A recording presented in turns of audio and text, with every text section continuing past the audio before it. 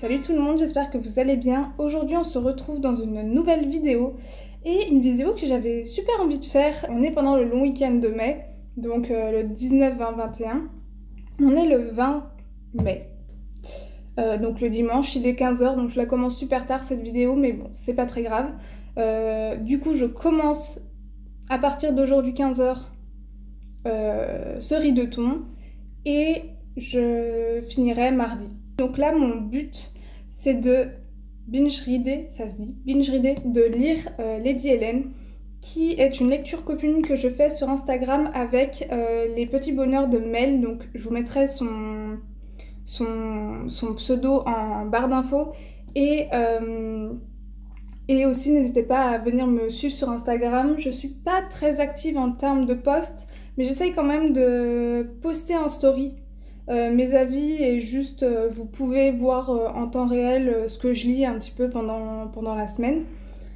Donc voilà, donc mon but c'est de lire Lady Helen et si possible, si j'ai le temps, si j'avance bien dans Lady Helen et que j'arrive à le terminer, continuer People We Meet on Vacation parce que je n'ai toujours pas entamé ma pile à lire du Flower Book Challenge, donc faudrait que je m'y mette.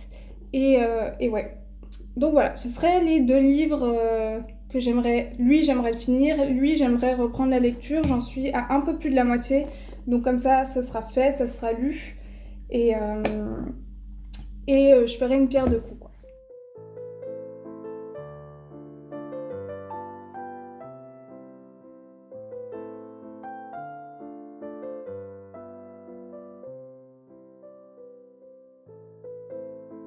Je vous reprends pour vous parler de Lady Helen. Donc j'ai repris ma lecture à une 50aine de pages tout à l'heure. Je l'avais commencé mercredi avec en même temps que les bonheurs de Mel, sauf que les petits bonheurs de Mel, sauf que j'ai pas eu le temps de continuer beaucoup avant. Et j'ai quand même bien lu parce que j'en suis à 168 pages. Et pour l'instant, j'aime bien. Je vais vous faire un petit topo de quoi ça parle. Donc on se retrouve à Londres, donc dans la haute société londonienne en 1812. Et on retrouve Lady Helen, son oncle et sa tante et son frère. On va dire ça comme ça. Même si son frère est un peu effacé, il a une grande importance pour le personnage de Lady Helen. Lady Helen, c'est une jeune femme d'une vingtaine d'années, je crois, ou 18-20 ans. Et elle a perdu ses parents quand elle était très très jeune. Sa mère a été, on va dire, désavouée, elle était détestée, elle était considérée comme une traître parce qu'on l'appelait la catin de Bonaparte. Elle a été accusée en tout cas d'être une espionne de Napoléon. Donc voilà, à cette époque, Napoléon est en guerre avec à peu près toute la Terre, je crois. Je ne suis pas très bonne en histoire, donc n'hésitez pas à me corriger, mais il me semble que Napoléon, il était un petit peu en guerre avec tout le monde. Bref, si vous voyez un petit peu les Bridgerton, c'est à peu près le même délire que dans dans tous les débuts de saison.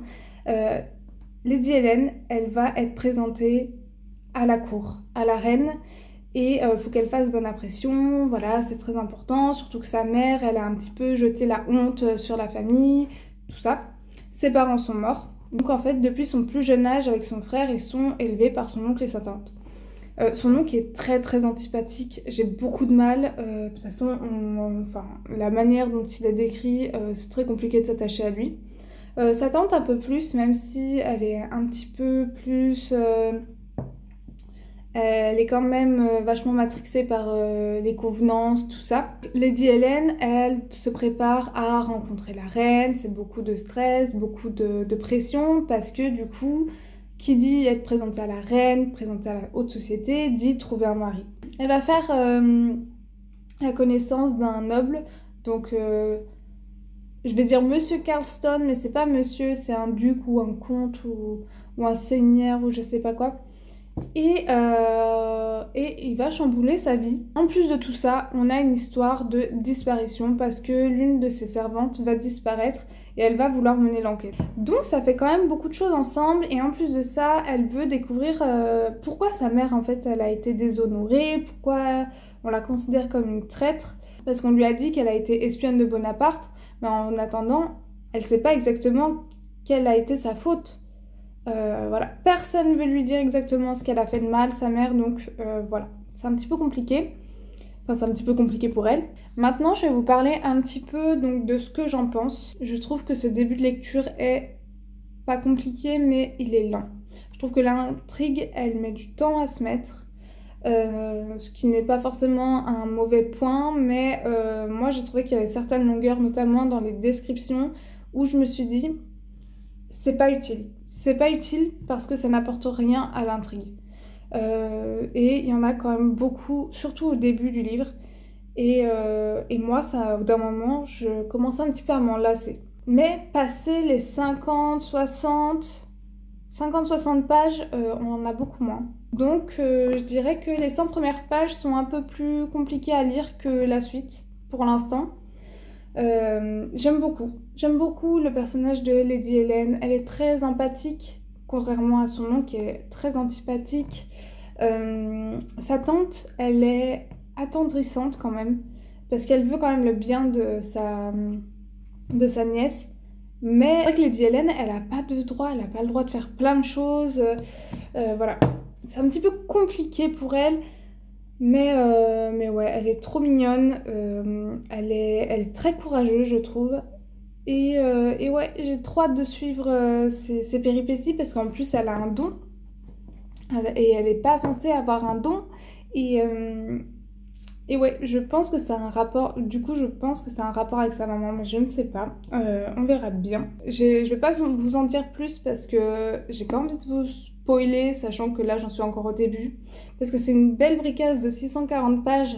Donc, il y a de quoi faire, il y a de quoi lire. Du coup, je pense le continuer ce soir et lire à peu près, j'espère lire une 30aine de pages. On verra si j'y arrive ou pas. Mais comme je vous ai dit, c'est une lecture commune et j'ai un petit peu réfléchi. Je me suis dit, de 1, je pourrais pas le terminer demain parce que je m'étais pas rendu compte qu'il était aussi long, qu'il y avait autant de pages. Et je ne pense pas, sachant que je suis assez lente pour lire. Et en plus de ça, vu que c'est une lecture commune, ça dénaturait un petit peu le truc. Parce que le but de la lecture commune aussi, c'est de pouvoir échanger, donc en fait savourer un petit peu le livre et pas forcément le dévorer. Ce que je vais faire du coup, c'est que je vais lire une 30aine de pages et demain je vais essayer de terminer People We Meet on Vacation et reprendre ce livre, sachant que People We Meet on Vacation, je vais mettre du temps à le lire parce qu'il est en anglais. Mais c'est faisable parce qu'il doit me rester un peu moins de 200 pages. Donc c'est faisable. Et au moins j'aurai terminé une lecture et en plus de ça j'aurai validé un livre pour le Flower Book Challenge.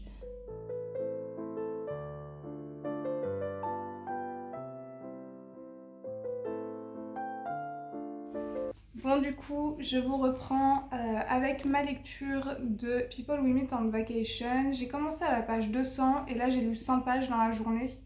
Je mets vraiment très très longtemps même pour un livre en anglais à le lire parce que je l'ai commencé ce matin à 8h30. 8h30 du matin et j'ai lu que 100 pages de toute la journée. Pourtant j'ai lu, c'est ça le pire, mais je lis vraiment lentement. Là j'ai un gros problème avec la langue dans le sens où j'ai pas le niveau. J'ai pas le niveau. Pour beaucoup de phrases, j'ai dû les traduire et chercher très très souvent mes mots. Donc en plus de ça, ça me prend encore plus de temps.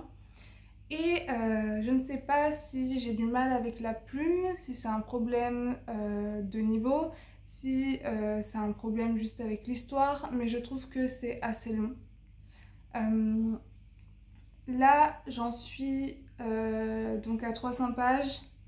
Et il fait 360 pages et pour moi c'est un livre où on pourrait enlever facilement 40 pages à la fin là. Enfin à la fin dans le livre en tout cas. Alors j'aime beaucoup vivre les moments avec Poppy et Alex. Mais je sais pas, je trouve qu'il y a des petites longueurs, il y a des choses qui sont... On a compris.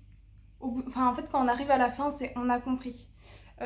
C'était intéressant au début. Avant de continuer dans mon avis sur le livre, puisque j'ai quand même lu les 3 quarts, Ça parle de Alex et Poppy qui sont meilleurs amis depuis une douzaine d'années. Ils se sont rencontrés à l'université et en fait ils font partie de la même petite bourgade, de la même ville plutôt. Alex est donc professeur dans la ville où ils ont grandi et Poppy, elle maintenant, elle travaille pour une agence de voyage à New York. Et chaque année ils ont un rituel parce qu'ils se voient en fait qu'une fois par an et tout le temps, en été, ils prennent des vacances ensemble pour profiter à fond pendant une semaine ou deux. Et donc, c'est une romance entre les deux personnages. Donc, au fur et à mesure, ils vont tomber amoureux. Et en fait, ça fait 2 ans qu'ils ne sont pas vus. Et on ne sait pas pourquoi, ils ne se parlent pas. Et là, cette année, à l'occasion du mariage du frère à Alex, ils vont décider de... Poppy, elle va se faire inviter déjà. Et ils vont décider de prendre des vacances pour renouer. Et voilà, je vous en dis pas plus. Je pense que je vais vous spoiler un petit peu. Je vais faire une partie spoiler pour parler d'un truc qui, je pense, va arriver. Mais voilà, j'ai besoin un petit peu de lâcher mon truc. Bref, j'aime beaucoup nos personnages. Franchement, nos personnages, que ce soit le personnage masculin ou féminin, alors le personnage masculin, c'est la perfection. Alors moi j'adore les nice guys, donc là c'est vraiment la perfection. Il est beau, il est grand, il est intelligent, il est gentil, il est prévenant, voilà, c'est le genre de personne. Et Poppy, c'est un sucre, c'est un bonbon, c'est un amour. J'adore nos personnages, j'aime beaucoup leur psychologie, j'aime beaucoup leur manière de faire. Ils sont très réalistes, ils sont, ouais, ils sont très réalistes et ils s'aiment quoi. C'est une magnifique histoire d'amour, mais il y a des moments où je m'ennuie. Il y a des moments où je m'ennuie et je pense que c'est dû au fait que le livre est fait de manière à ce que on a un chapitre dans le présent et un chapitre dans le passé. Donc en fait, on a un chapitre qui décompte de l'année 12, 11, 10, 9, 8. Et en fait, pour comprendre ce qui s'est passé jusqu'à il y a 2 ans, quoi.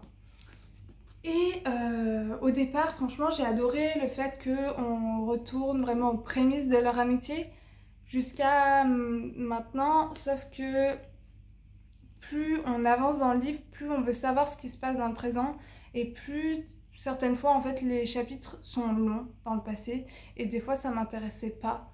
Et je sais pas si j'ai un problème avec la plume d'Émilie Henry, comme j'ai dit, mais des fois je trouve qu'il y a certaines longueurs et c'est vrai que j'ai un peu de mal et j'ai souvent soufflé aussi.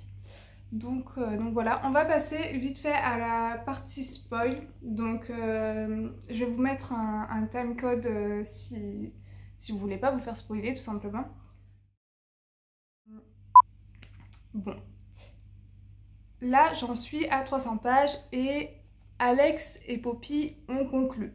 Ok, pas de souci, on est content. Et là Poppy, elle est au mariage de son frère et son frère lui dit oui, tu sais, il était prêt à se marier avec son ex, nanana, il a la bague et tout. Et on comprend que Alex, il a cassé il y a 3 ans avec sa copine. On sait pas trop pourquoi, mais on sent que sa copine, en tout cas, elle a cassé notamment à cause de Poppy et de la relation d'Alex avec Poppy, ou en tout cas, je pense que de toute façon, ils s'aiment les deux, donc aucune de leurs relations n'aurait marché. Et en fait, Poppy, elle se dit « Ah, c'est moi l'égoïste, je me l'accapare pour mon propre plaisir personnel, mais je pense pas à lui. » Et le fait qu'il veuille une famille, se marier, vivre avec, voilà, fonder une famille, tout ça.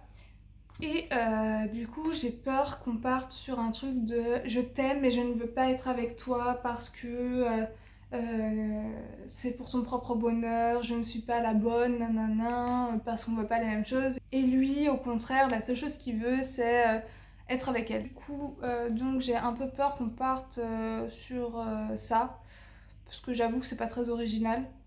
Et surtout, il me reste 60 pages, donc si c'est ça pendant 60 pages, franchement, autant pas le mettre. Autant pas le mettre et juste faire un happy ending ou pas un happy ending d'un point de vue romance et ils restent juste amis ou je sais pas moi.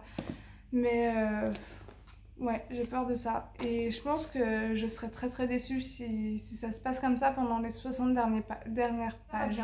Mais en fait, ça reste quand même un bon livre. Je dirais pas que c'est vraiment pourri, que ça vaut un 3 étoiles, 2 étoiles, mais je suis quand même entre 3,5 et 4. Ça sera pas plus de 4 étoiles. Vous voyez, en termes de notation.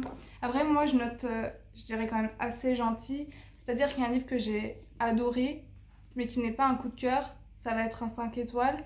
Un livre qui est bon, que j'ai bien aimé les personnages, j'ai bien aimé passer du temps avec le livre. Et en fait, c'est ce que j'expliquais à mon copain, parce que je lui parle de toutes mes lectures, même s'il s'en tape. Je pense que ce livre, je vais le relire et à partir du moment où un livre reste dans ma bibliothèque parce que soit je veux le relire, soit j'ai juste pas envie de m'en séparer parce qu'on a passé un bon moment ensemble, ça peut pas être un 3 étoiles. Les 3 étoiles, en fait, je vais les virer et en dessous, c'est sûr, c'est viré quoi. Donc celui-là, c'est soit 3,5, soit 4. Je pense que voilà, on verra la fin. J'espère vraiment que la fin va être bien. Et on verra bien. Je vois beaucoup de... En fait, je suis vraiment super déçue parce que je pensais que j'allais adorer. Et